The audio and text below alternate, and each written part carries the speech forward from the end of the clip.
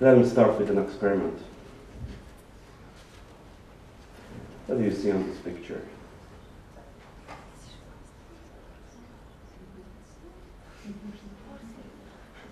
Okay. It's very difficult, isn't it?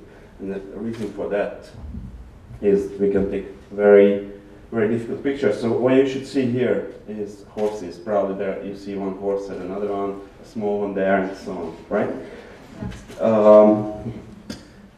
Second question, do you see the bear here? You do immediately, right? Why? Because I gave you something. I gave you information, so the prior information about it. It will be very important throughout my talk. Let me ask you another question. What's the question here? Okay, what's the answer? You sure? No, that's not true. Look at this one is slightly bigger. No, I'm kidding. They are the same.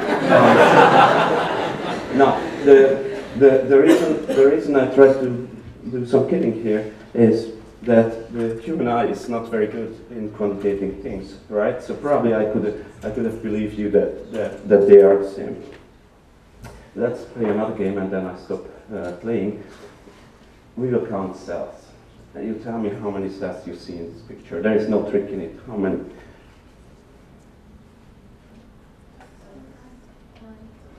Very good. Oh, yeah.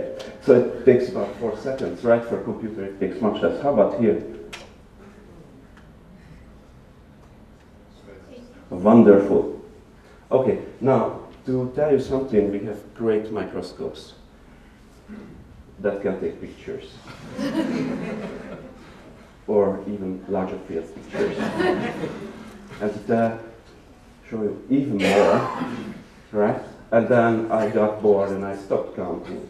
But what you should take home from this, a human is imprecise, right? So probably I could have let you believe that the boxes are different. Slow, but intelligent. You could find the horses, right? Imagine the computer program which could have. It would be probably a Nobel Prize. The computer is precise and fast, but somehow we should train it, right? And this is what I'm going to show you. And the reason I want to show you this is that we deal with large amount of data nowadays.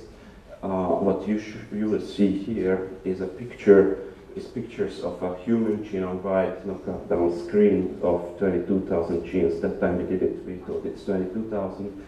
Now it's probably less.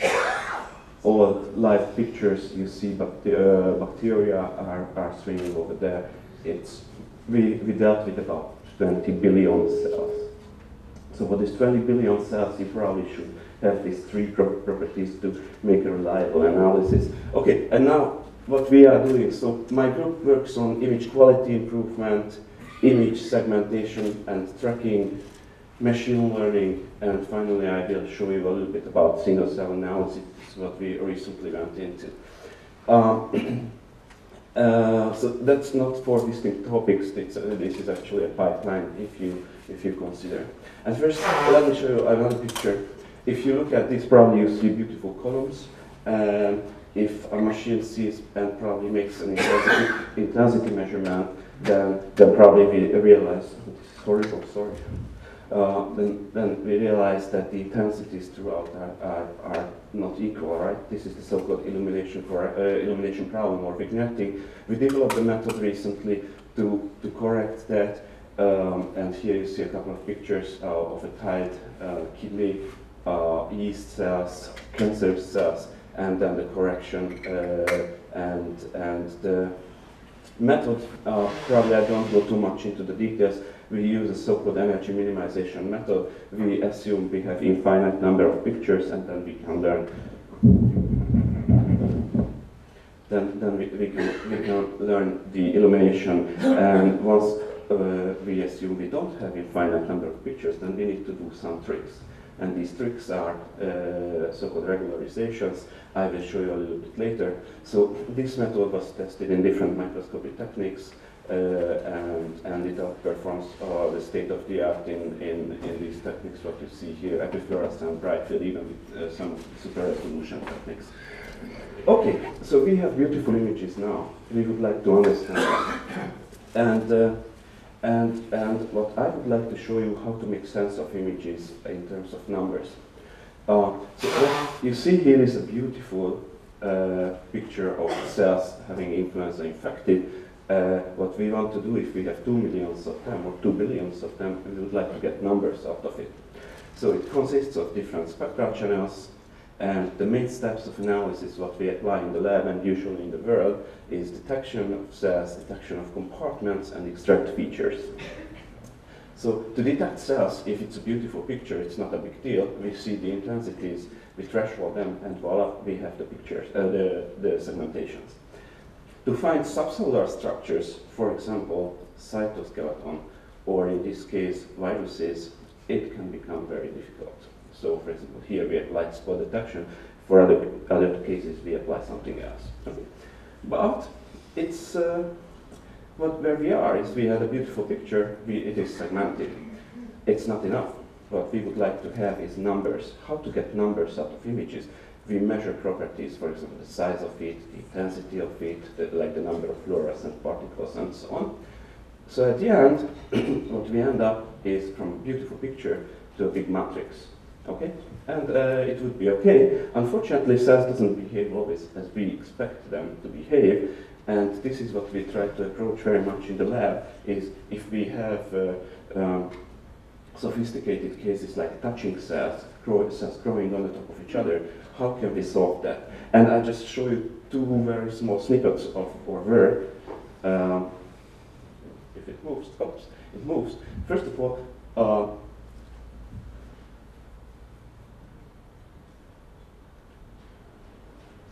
okay, the first model is, imagine cells are touching each other. Could we somehow separate them? If they touch each other, we can probably identify a very interesting property is that in the touching points we have high curvatures. So if we could define some forces which splits them, then we could successfully split them. And this is what we did here, or I show you in a real case as well. So this is a so-called active control model. It's again an energy minimization model that goes into the cells, and if they cannot separate, then actually we separate them artificially with this new method. As I'm a little bit in lack of time, you should believe me that it works in this case. So, and another method what we recently approached, forget about the equations, just look at the bottom, is cells, fluorescent cells sitting on the top of each other. And if you assume that your microscope is bad enough, then what you see is it's sitting on the top of each other, multiple intensities. So if they are multiple intensities, we can somehow build a model, and this is what we did. You see here, which can efficiently separate them such that even we keep the proper morphology, or in real cases, probably you see that these are cancer cells sitting on the top of each other, and our model could successfully separate them. Okay, so where are we? We had a picture, we have numbers. What to do with these numbers? If it's 2 billion cells, probably 100 descriptors for each of them, it's 2 billion by 100, it's a bit too much, right? So what we usually do is machine learning to analyze them and somehow teach the program to recognize different types of cells, count them, and separate them. For that we have a program called the Advanced Cell Classifier, and the idea is to apply the advanced machine learning methods to minimize the user interaction while phenotypic analysis of the cells. The idea is, again, we have a picture, you select a cell, you say this is this type, select another cell, this is another type, and if you do it long enough, your artificial intelligence or whatsoever machine learning program will learn what they are and can assign different phenotypes, okay? It's very easy, and it's super useful. And then we can predict it for billions of cells. Let's forget about this. So that was fast. Okay. Now the question is, somehow could we do it more interactively? So far, what we did is we told the machine, this is type A, this is type B. What if the machine would ask us, is this type A or is this type B? So basically we forgot to ask two major questions. The one is that, is my analysis as accurate as it can? And probably you feel, if I'm doing manually, I say this is type A, this is type B, probably I forget a couple of them and my analysis won't be super perfect. And the other is, did I discover my entire data? Let's call it data. It's actually feature space. And oh, it's okay. So let me just, as Java said, you just look at me. So very, very easy is instead of letting the machine to letting the human to select, what we do right now is a machine selects the most so-called uncertain thing, and the machine asks us, and in this way we try to reduce the uncertainty in the system. And this is what the methods that we are investigating right now. Let me show you just one picture here. This was about 20 billion cells of a drug screen of cancer cells.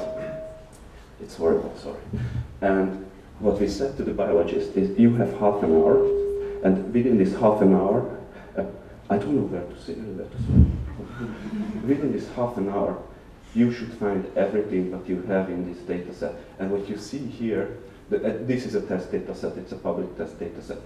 The biologist was able to find 9 different phenotypes, beautiful similar cells, and we have comparison to the state of the art, and it's about a little bit better.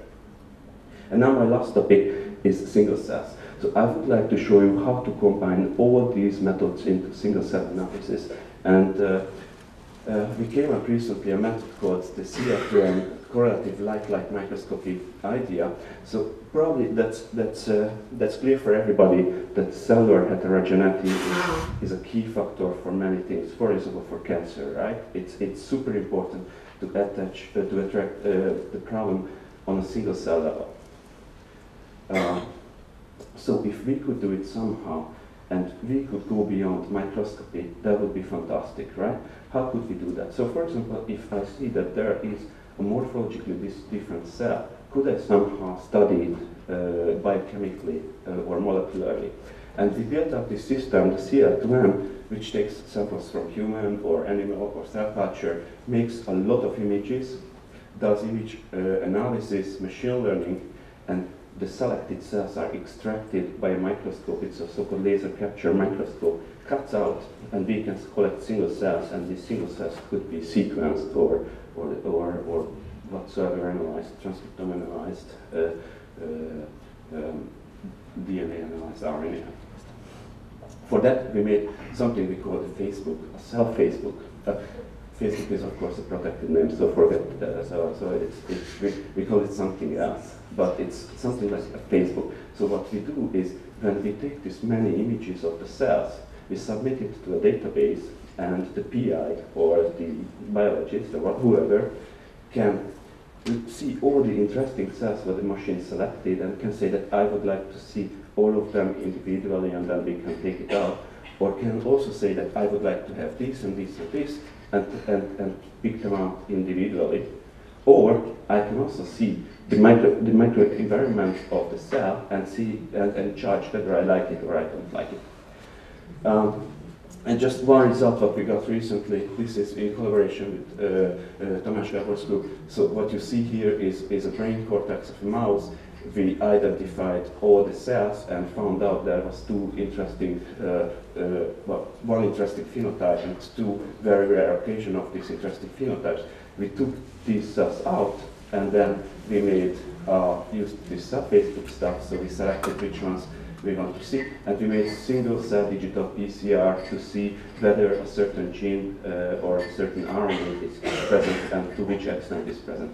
This is pretty much on the edge of the technology that we can get at the moment. So single cell is the magic word. And let me show you my very last topic, which is doing the same in the brain. So there was many talks about patch clamps already, and there will be one fantastic yet. And what we said is that we would like to automatically find interesting cells in the brain, put a needle there and measure them or take them out. And or long-term goal is to put many of them, and then imagine that you could do single-cell connective analysis. So what you see, if you want to go very deep in the brain, there is not really a good imaging technology yet. There are some, for example, this one is a 2-photon DIC microscopy. It looks like a spaghetti, right? Let me show you one cell. Okay, so imagine how difficult to identify one cell. So what we did, we developed a method which can reverse this DIC microscopy. Here it's a very easy case. Cells are sitting on a glass surface. These are the pictures, and this is what we can get. I don't go much into the details. The main idea is that we turn the images into something which can be understood by a computer. Or here, for example, this spaghetti, and this is what we can get out of that. Now, if this is there, then likely we could use this similarly as we used for other cells and do machine learning and say that this is this type, this is another type. And for that, what we need is a super precise positioning of the needle. For that, we developed an algorithm which actually takes a picture of the needle and it very precisely finds automatically. So what we're gonna have here is that this is exactly the tip of the needle. This is what I need to put close to the cell, right? And then, so we measure it in a couple of positions. We have an artificial coordinate system, so we can navigate entirely in the tissue. And let me show you one video of what we partially solved and what we partially work on. So what you're going to see is this is an artificial setup.